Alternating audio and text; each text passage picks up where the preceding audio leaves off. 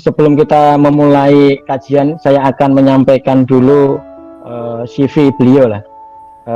Al-Mukarram Dr. Kiai Haji Muhammad Bukhari Muslim, LCMA. Sebenarnya ada SAG-nya ini. Karena kepanjangan saya ringkas.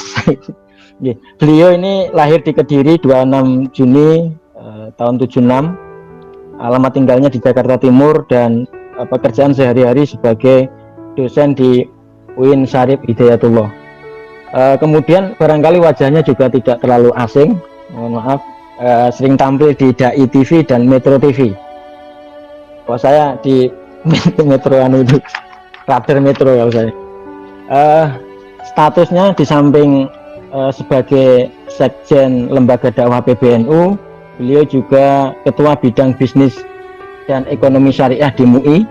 Kemudian di MUI juga sebagai Wakil Ketua Komisaris Pengkajian, kemudian Direktur Pondok Pesantren Bukit Sofa, dan juga ini Wakil Sekjen Forum Komunikasi Kelompok Bimbingan Ibadah Haji Indonesia. Sementara karya tulis banyak sekali, ada 11 buku 10 buku dan banyak sekali jurnal ilmiah yang tidak saya bacakan satu persatu. Di antaranya ada fikih Ramadan, ada mukjizat Nabi, seputar wakaf, fikih muamalat dan kali. Nanti kita akan diskusi banyak tentang apa yang akan kita kemukakan. Kebetulan ini temanya adalah kontekstualisasi etika pendidik menurut Al-Ghazali ya. Selama ini kita mengenal Al-Ghazali itu kan Hujatul Islam, padahal di samping beliau itu, di samping seorang teolog, filosof, kritikus, sufi, Al-Ghazali ini juga sebenarnya ahli pendidikan. Jadi ada karya monumental yang kita kenal sampai sekarang itu merupakan karya Ulumuddin ya. Di sana juga membahas tentang salah satunya adalah kedudukan guru, itu merupakan pembesar langit lah, besar yang kedudukannya itu lebih mulia daripada malaikat-malaikat yang ada di langit yang bertugas di bumi. Untuk di samping itu juga kalau kita melihat yang fenomenal lagi ya, di samping karya apa istilahnya Ihya Ulumuddin, Al-Ghazali ini juga termasuk pembongkar ini ya istilahnya, pemikir-pemikir Islam yang biasanya condong ke pemikiran Yunani, yang ke seperti Sokrates, Plato, Aristoteles, misalkan seperti Ibnu Sina, Al-Farabi, Ibnu Rushd. Ini ketika beliau mau meluncurkan sebuah buku Tahafatul Falasifah begitu ya, kekufuran para filosof, tentu ini mengobrak-ngabrik pemikiran para filosof yang condong ke arah Yunani, sehingga buku tersebut sangat dibenci oleh para filosof begitu. Namun demikian tentu kita akan semakin tertarik dan semakin ingin mendalami lebih lanjut sebenarnya apa sih kekuatan Imam Ghazali dalam ranah pendidikan yang nantinya akan disampaikan oleh Al-Mukarram Kiai Bukhari Muslim. Untuk itu waktu saya serahkan kepada Pak Kiai, mohon dimaksimalkan. Barangkali nanti kalau ada waktu ada sesi tanya jawab Pak Kiai.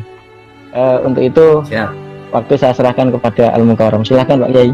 Ini ada sebuah riwayat, man yazdad ilman walam yazdad fid dunya zuhdan lam yazdad minallahi illa bu'dan. Barang siapa bertambah ilmunya, kok kita nambah ilmu tapi gak tambah dekat kepada Allah, gak tambah zuhud kepada dunia, itu malah justru akan semakin jauh dari Allah Subhanahu wa Ta'ala. Saya kira itu untuk bahan diskusi kita, Bapak Ibu Saudara sekalian. Nanti bisa dibaca sendiri karena waktunya mepet banget ini. Saya kembalikan ke Mas Moderator, silakan. Ya, terima kasih Pak Kiai atas wejangan dan inspirasinya yang berasal dari kitab Ihya Ulumuddin. Bahkan saya sendiri juga belum khatam ya, mengikuti kajiannya Yai Ulil Absar itu juga masih baru halaman 1000-an ya, belum sampai khatam. Udah kelewat berarti itu. Bapak Ibu, sebenarnya ini sudah jam kepulangan Pak Kiai, jam 2.15 sebenarnya. Biasanya sih 15.15 karena ada 1 jam yang WFH sehingga jam sekarang sudah harus dipulangkan.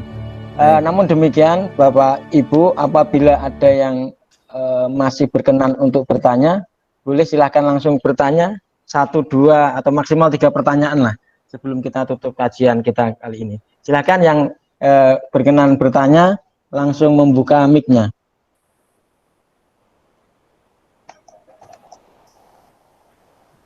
Saya cek di chat, ini nggak ada yang bertanya lewat tulisan, saya kira. Ini saya kira kalau ada yang bertanya, nggak ada. Ini barangkali kontekstualisasinya Pak Kiai.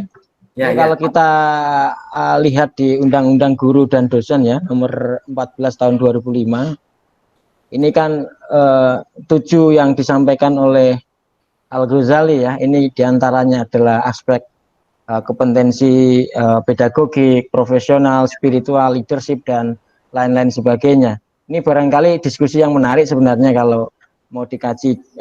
Ini konteks kekinian sebenarnya kan itu.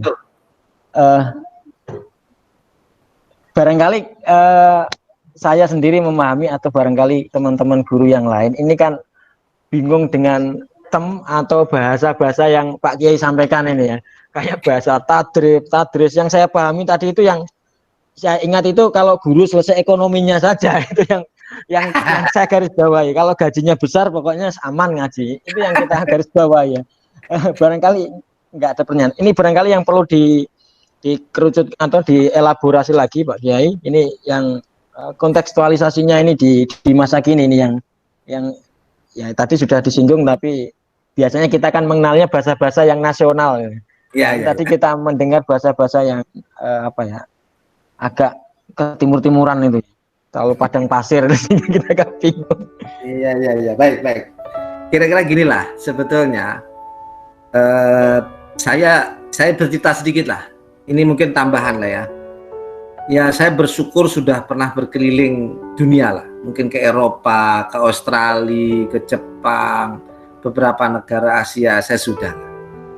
Menurut saya berkunjung beberapa kampus ya. Menurut saya, bahasa saya ini, model pendidikan yang paling top ya model di Indonesia kayak di pesantren. Itu menurut saya. Gurunya, model muridnya, model pengajarannya itu sudah menurut saya paling ideal. Bahkan saya pernah membaca sebuah jurnal tulisannya profesor, saya lupa, di Inggris. Saya belum sempat ke Inggris karena kemarin nggak bisa masuk saya. Itu ada kampus yang modelnya model gaya pesantren. Itu di kampus. Jadi mereka sudah mengakuin inilah. Wes kita lepas deh istilah apa tadi tarbiyah, enggak, wes prakteknya kayak apa sih? Nah gitu aja. Prakteknya ternyata ya gaya gurunya harus ikhlas, harus murni, harus punya kompetensi yang bagus, yang mumpuni. Udah itu, nanti baru murid itu akan bagus. Saya kasih contoh beginilah. Misalnya di Jepang, kita sering bangga dengan Jepang, ya kan? Jepang itu anggap mungkin pendidikannya bagus. Saya kasih contoh, anak TK di Jepang itu sudah mengerti namanya antri. Dia naruh sendal, dia nggak bakal menyalip temennya. Kalau lagi antrian nggak bakal letot. Itu orang Jepang. Bahkan sekolah TK di Jepang, dia itu nggak boleh masuk sebelum mengerti antri. Naruh sendal itu ditaruh sendiri. Kok dia belum bisa tertib, maka dia nggak boleh masuk. Dia harus dididik orang tuanya. Tetapi ini dari aspek itu tadi yang disebut akhlak, nyontohin bagus. Tetapi Bapak-bapak nanti cari di Google ya. Di Jepang itu hidupnya penuh dengan tekanan. Orang kalau udah selesai kerja, selesai sekolah, kuliah, itu mohon maaf nggak kayak di kita ya. Pokoknya bukan santai, saya ngomong santai ya. Mereka tertekan sekali dengan kehidupan. Dia harus kerja, kalau nggak kerja kayak mati, kalau bisa sampai bunuh diri. Sampai di sana ada sebuah hutan dipersiapkan untuk bunuh diri. Artinya apa? Bisa jadi ini tidak membangun jiwa, membangun ada pikiran. Yang dikatakan Ghazali itu lengkap. Ilmunya begini, biar runtut. anak itu, tapi jiwanya juga dibangun. Inilah cocok dengan lagu kita, lagu Indonesia Raya tuh, bangunlah jiwanya. Kita bangun jiwa dulu, bangunlah badannya, baru badannya. Nah, saya kira inilah yang saya kira kalau ngomong teori kayak apa, walah kita tiru adalah banyak di Indonesia. Sebetulnya model kita itu udah bagus, betul. Cuma ya perlu ditambah, ada kurang-kurangnya. Kurangnya apa tadi itu? Ya itu anggarannya. Bagaimana guru itu ikhlas, gitu caranya itu. Wallahu a'lam. Itu Mas Manto. Oke, terima kasih Pak Kiai. Ini saya cek di chat maupun di WA saya nggak ada yang masuk bertanya. Sementara ada yang saya hitung sampai 3. Bila tidak ada yang membuka mic untuk pertanyaan, kita akan akhiri bersama. Hitungan 1, 2, 3. Kalau ya saya hitung begitu biar keluar, ternyata nggak ada yang keluar juga.